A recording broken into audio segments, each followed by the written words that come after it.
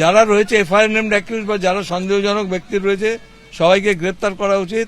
এই ব্যাপারে আমরা পুলিশের সঙ্গে কথা বলবো যেন তদন্তে কোনো ত্রুটি না থাকে এবং যত রকম কঠোর সাজা দেওয়া যায় সেই সাজার জন্য ওদের ইনভেস্টিগেশনটা সেইভাবে যায়। পুলিশের ভূমিকা কি দেখলেন?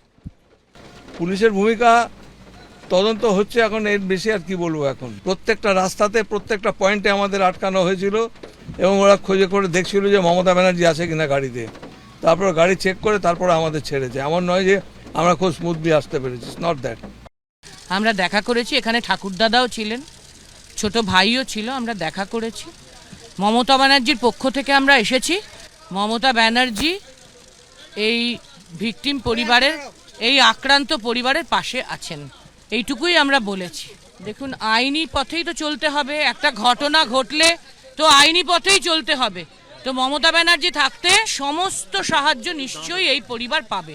আমরা মমতা বন্দ্যোপাধ্যায়ের পক্ষে 2জন এমপি 2জন এমএলএ এসেছিলাম, এই বার্তাই দিয়েছি। আমরা শুধু বলেছি নেত্রী আমাদের পাঠিয়েছে, আমরা সেই পরিবারের সাথে আছি, সেই পরিবারের পাশে আছি। আগামী দিনে সেই পরিবার যেভাবে আমাদের কাছে সাহায্য চাইবে সেই সাহায্যটুকুর হাত আমরা বাড়িয়ে দেব। আমরা কোনো রং নিয়ে, রাজনীতি নিয়ে কথা বলিনি, কারণ সেই পরিবার যে তার সন্তানকে হারিয়েছে, এখানে রাজনীতি নয়। শুধু আমরা চাই যে দোষী ব্যক্তি তার চরম শাস্তি দিক এবং আমরা সেই দল তৃণমূল কংগ্রেস নেত্রী বলেছেন আইনানুগ সকল সহযোগিতা আমরা করব। আমরা পরিবারের পাশে আছি।